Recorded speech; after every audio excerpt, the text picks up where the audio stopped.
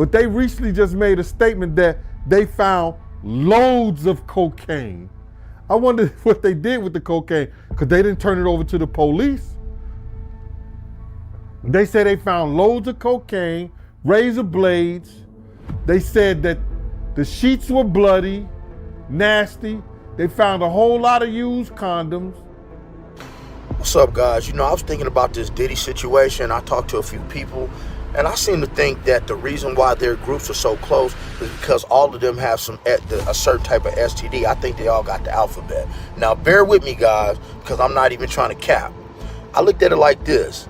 You know they're not using condoms, right? So if you're in a party not using condoms, it ain't like you could catch something twice, right? You know, so if you already got something, ain't like you can catch it again. So I believe, you know, one of my theories is that these people at these Diddy parties were so close because they all had STDs. And so therefore all the super freaky stuff, it ain't like you could catch something twice. So almost like having a disease is a rite of passage for that group. You know, Puff sent this little kid to the hospital. How he sent him to the hospital? Man, Nick was bleeding from the butt. And that's what was said. But I didn't even have a name for the kid at the time. The story of Shah Diddy Combi Mees is unraveling in a way that many never thought possible. What was once whispered behind closed doors is now being brought out into the open through lawsuits, testimonies, and shocking witness accounts. From federal charges of trafficking and racketeering to disturbing details of freak-off parties, every new revelation paints a darker picture of the music mogul's secret life. But the most explosive claims yet come from his former bodyguard, Gene Deal, who says he has the final list of rappers who were infected at Diddy's notorious parties. These are not just random rumors. They are claims tied to court filings, hidden settlements, and years of silence from an industry that looked the other way. So tonight we break it all down. Diddy's trial is already one of the most high-profile cases in modern entertainment history. Federal prosecutors accuse him of operating more like a criminal kingpin than a music executive. The charges include trafficking, racketeering, and allegations that his companies helped enable and cover up abuse. More than 24 civil lawsuits have been filed, many echoing the same disturbing themes. The plaintiffs describe a system built to lure, exploit, and silence. For years, these stories were dismissed as gossip, but Cassie Ventura's lawsuit in late 2023 broke the dam wide open. Her bravery to come forward showed the world that these whispers had truth behind them. And once her case became public, others began stepping forward, describing freak-offs, coercion, and violence that painted a chilling pattern. Following statement, this entire criminal process started when our client, Cassie Ventura, had the courage to file her civil complaint in November 2023. And Kira, we should say that's true. The criminal investigation is largely based on the statements in Cassie Ventura's lawsuit, and intensified, of course, once video from the 2016 hotel security camera became public. The statement from Doug Wigder, her attorney, goes on to say, although the jury did not find Combs guilty of Cassie beyond a reasonable doubt, she paved the way for a jury to find him guilty of transportation to engage in prostitution. By coming forward with her experience, Cassie's attorney, Doug Wigdor, goes on to say, Cassie has left an indelible mark on both the entertainment industry and the fight for justice. We must repeat with no reservation that we believe and support our client, who showed exemplary courage throughout this trial. She testified for 4 days, often quite emotionally so, giving graphic, explicit detail of what she said she was made to do. And Sean Combs did not deny the facts of the freak-offs. Everything that happened in those hotel rooms did not get challenged by the defense. The defense simply saw it differently, as something that went on in a personal, consensual relationship, not trafficking. Get into this lawsuit, right? Cassie, she testified that Diddy would force male escorts to urinate in her mouth during freak-offs.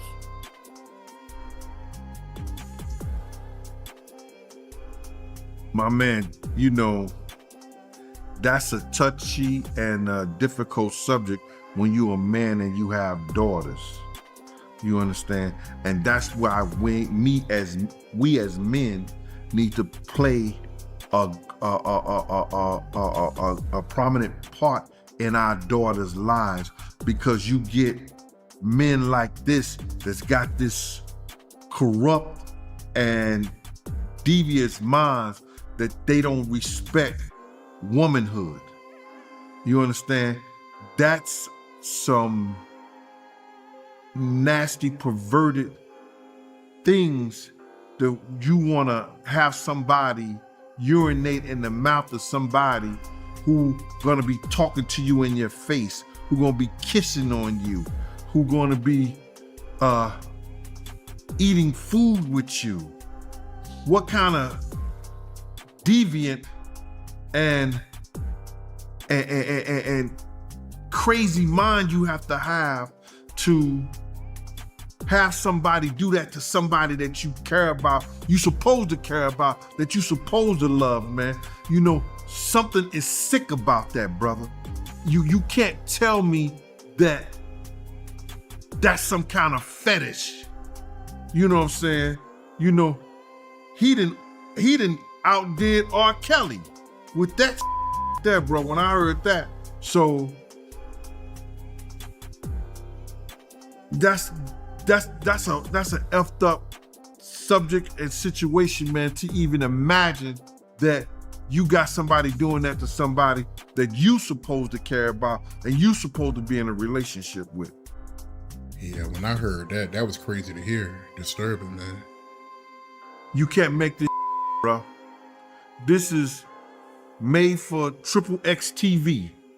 The stories that we're hearing about the things that Cassie has done, and we got these people out here believing that, you know, she ain't did this with nobody. I ain't seen not one of her ex-boyfriends. I ain't seen not one of the people that she dated in high school or none of that stuff come out and say that she was doing that way before she got to Diddy. So it is disturbing, bro. The shockwaves of these lawsuits have reached every corner of the industry, forcing longtime associates to distance themselves from Diddy. What once was considered untouchable power is now being dismantled piece by piece in a courtroom. Reporters are following every detail, while insiders who once stayed quiet are finally being pressured to speak. These lawsuits are not just about one man's actions, but about an entire culture of silence that enabled him. The trial is showing the consequences of unchecked influence.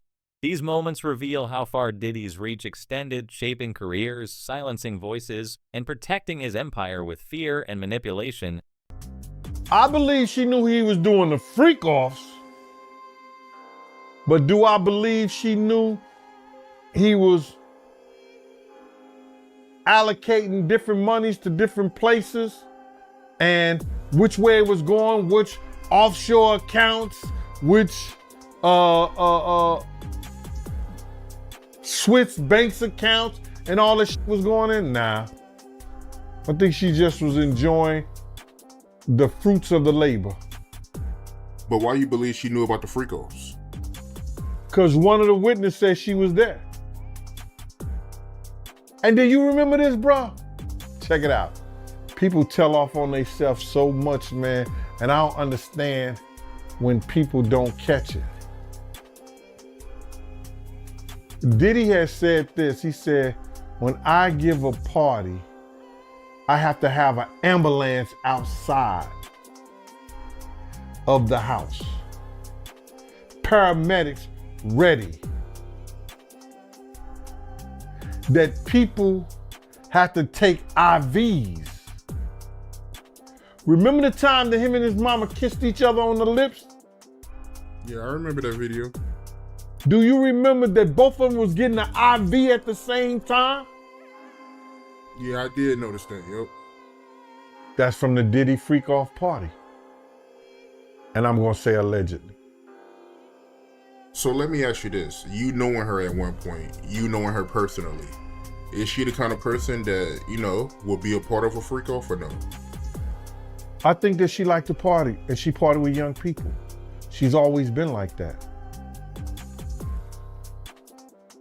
She always copied or emulated Little Kim and Mary J. Blige, or they emulated her.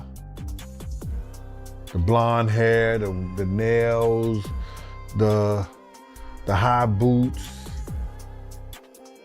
the age-appropriate, inappropriate clothing that I want to say, because I know people gonna drag me through it. What you mean? She's 70, 80 years old. She don't have to wear she can wear hot pants if she want to. Okay. And so all of a sudden I hear Diddy, who's in her bedroom. He's like, yo, babe, come here. And she's like, yeah, no problem, but hold on one second. I have my computer on, my personal information out on my computer. Let me just take it off and I'm coming. Yo, all of a sudden I just see this big ass bottle of liquor come flying past her face and just hit the wall, bro. It didn't even break, which was crazy, but the hit the wall and fell down. She got scared. He comes out the room, grabs her by her hair, bro, drags her off that chair and drags her into the bedroom. And I just hear, pop, pop, pop. When I tell you to come here, you f***ing come. Pop, pop. And she's just screaming, I'm sorry, I'm sorry. Yeah, I got crazy goosebumps right now, man.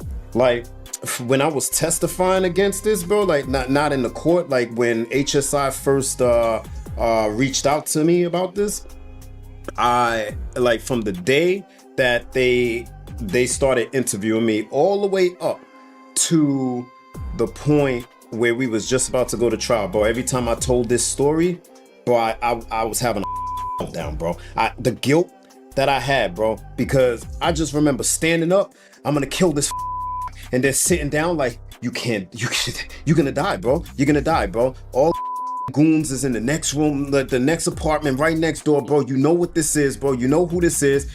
And it's like, yo, like how to make what is the right decision in that case, bro? There's gonna be a whole lot of dumbass people that's gonna be like, yo, you supposed to go in there and beat out this dude. Man, please, bro. Let me tell you something. He was beating this woman and she kept going back. And I'm not victim blaming, bro. But what I'm saying is there was certain to be two victims in this case, and one of them was probably certain to be excommunicado altogether, and that was me.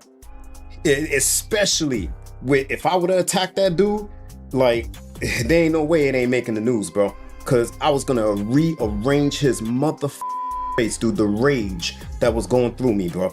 But you just don't know what to do in that situation, man. I stood up, I sat down, I put my clothes on, I sat back down again. I'm like it's just you don't know what to do, bro.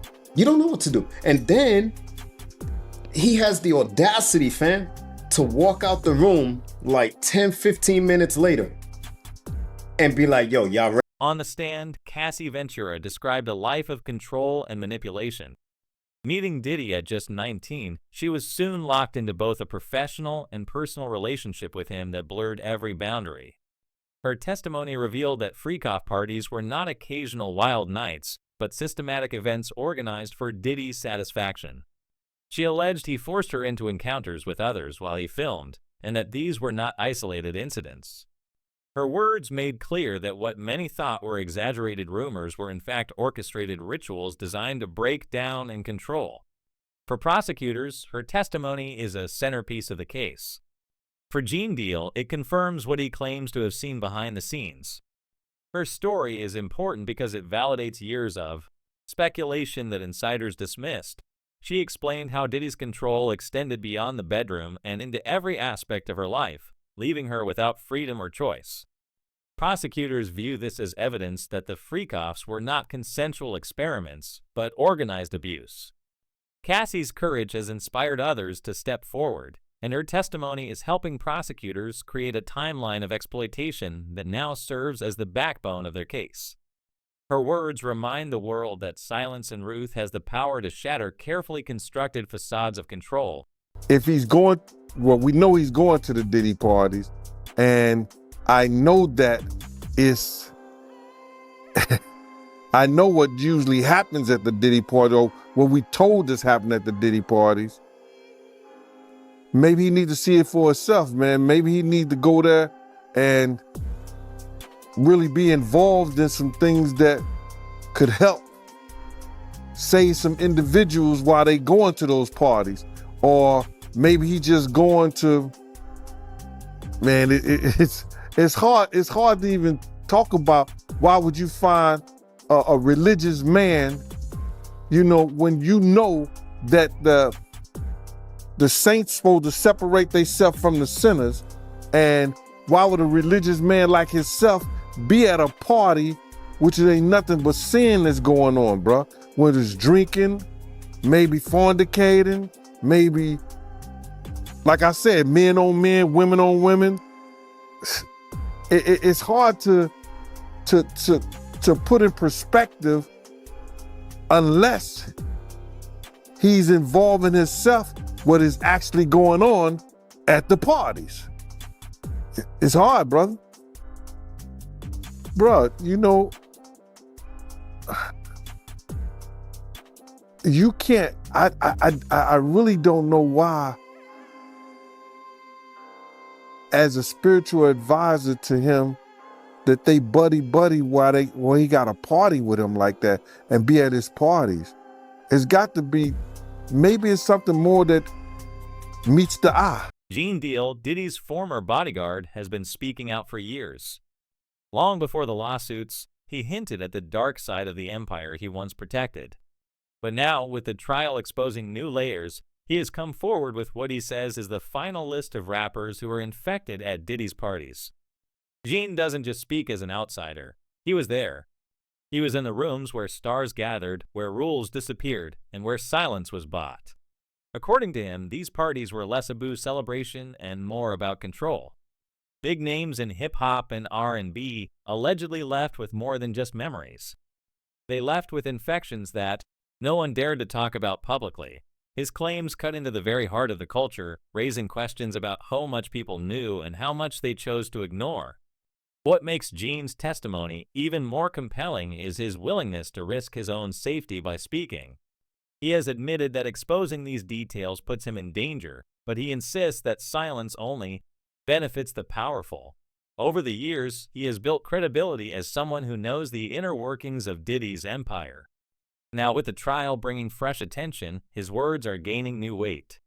Many believe Gene's revelations could finally dismantle the myths surrounding Diddy's legacy and show how corruption spread. Deal's courage also highlights how truth-tellers are often punished, yet they carry the responsibility of exposing corruption for future generations. Bruh, those people who was caught at Diddy's party did not know that he had 250 tape recorders in that house. That's a big house. But he had 250 tape recorders in that house that they took, that the feds found. So now with them finding all that and you being at a Diddy party, you know you may have done something that was caught on one of those tapes. You just better pray to God that they don't recognize you. Those people who know that they did something, no, they're not going to speak out. They're not going to say nothing. What part of the game is that? They are not going to come forward and tell on themselves. Nah, not at all. Ice Cube, he said it himself, bro. He said that Diddy's been targeted because of what he said about those folks and those people. Now, the people who was on those tapes may feel like Diddy might be targeting them. Because if he's asked about who is this, who is that, and he's under oath with the federal government, he got to tell them. He's not going to plead the fifth. Yeah, I know that got to be a terrible feeling, man. You know you did something wrong at Diddy party, and you hoping and praying that it's not caught on tape. But they don't think they did nothing wrong. That's their lifestyle. That's their lifestyle, bro. I ask guys all the time, if two men lay down, how many homos get up? What you mean? I mean what I mean. It's what it is.